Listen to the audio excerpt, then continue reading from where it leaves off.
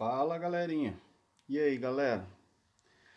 Nós estamos aqui para poder ver a correção da atividade do nono ano, PET 1, semana 1, tá bem? Sou eu, professor Giovanni, que estou falando com vocês. Nós vamos corrigir as atividades de ciências, tá bem?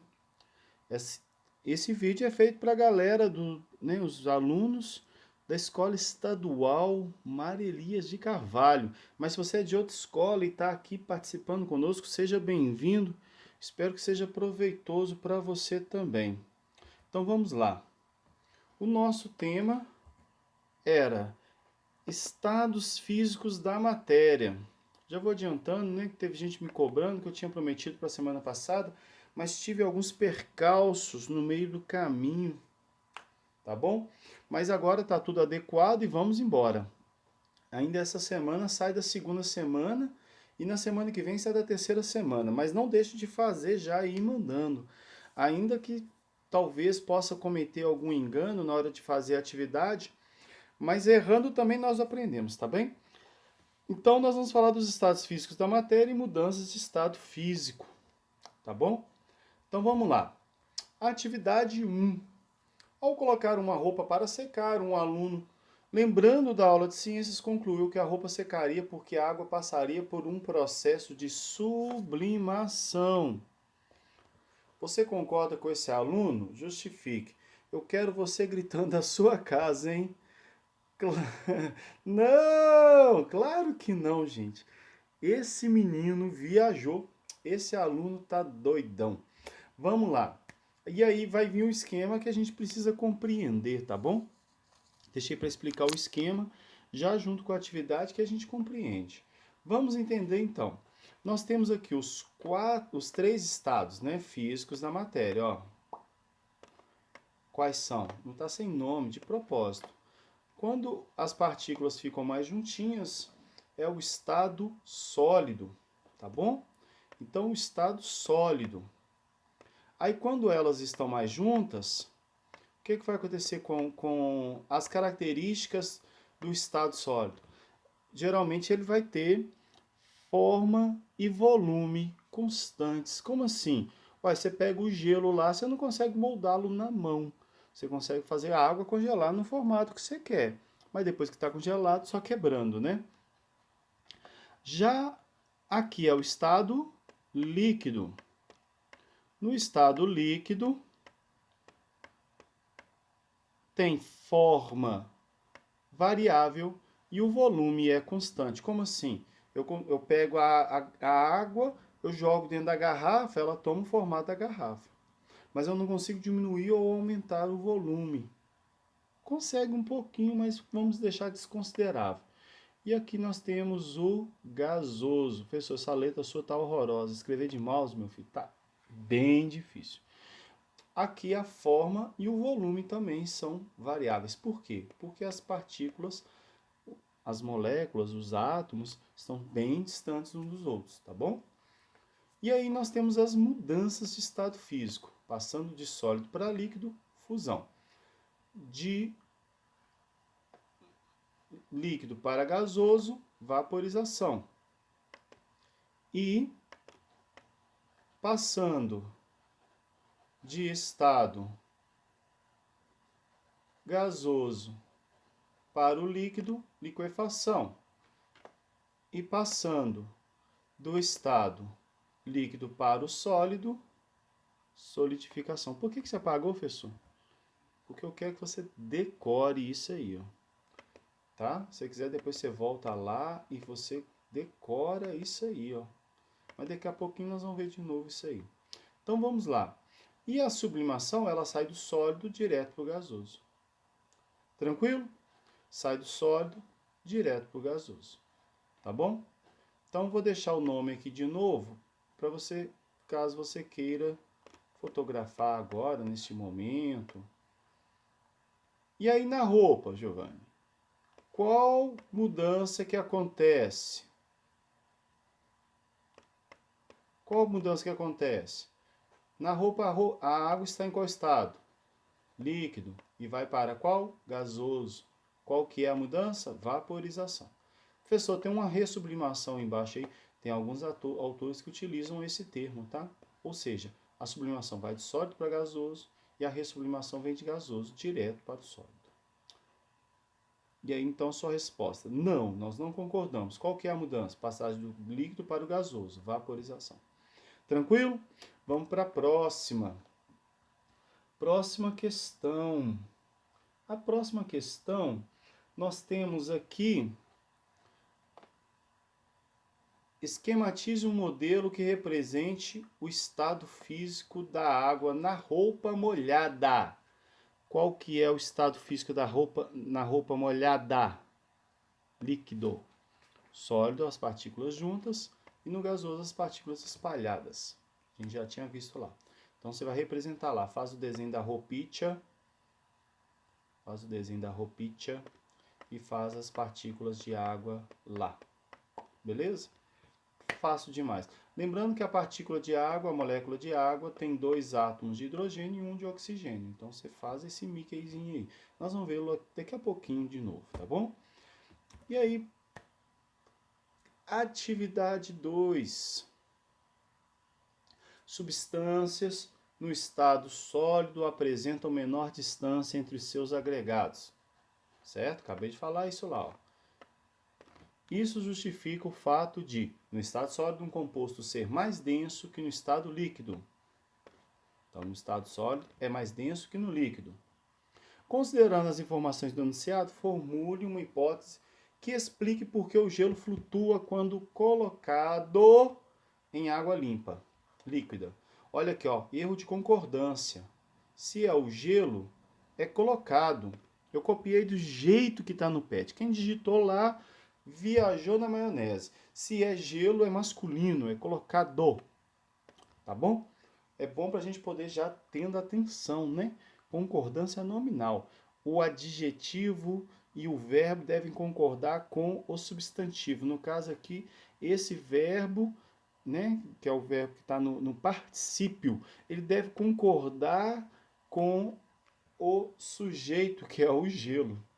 Beleza? Pessoal, aula de português agora? Uai, se é preciso, a gente dá também.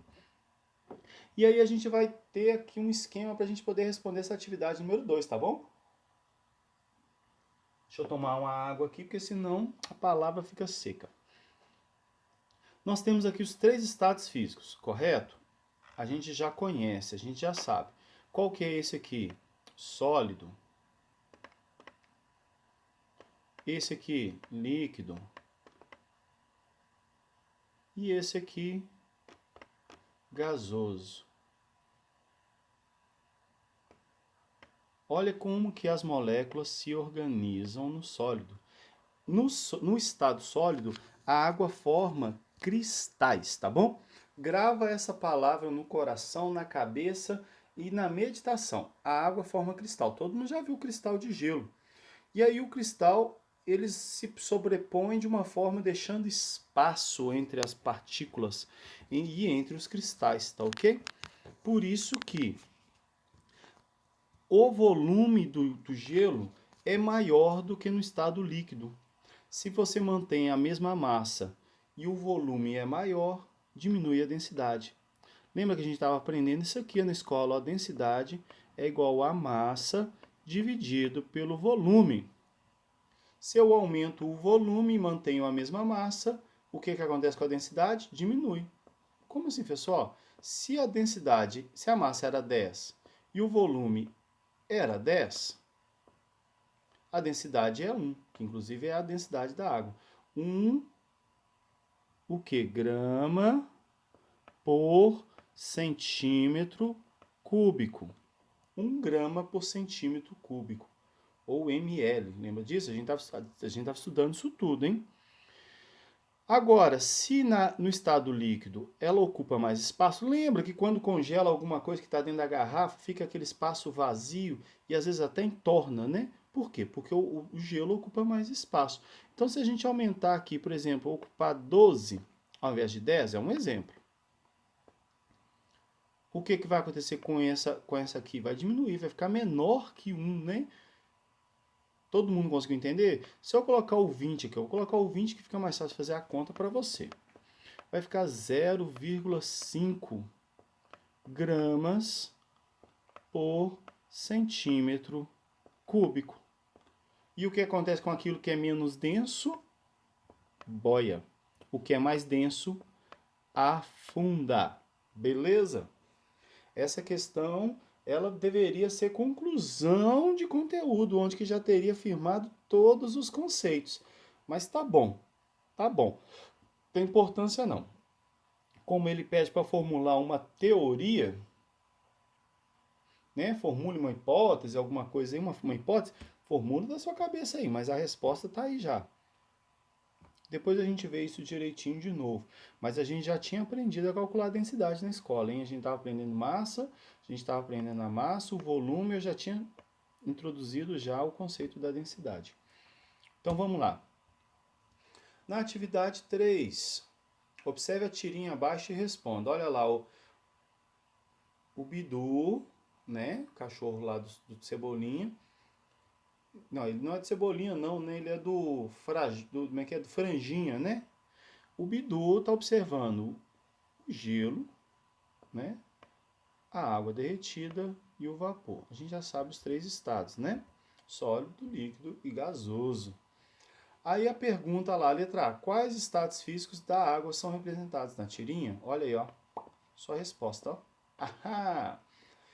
E ele fala aqui, ó, seu caso de personalidade tripla é realmente muito sério. A resolução aqui está ruim, porque lá no PET também está ruim a resolução.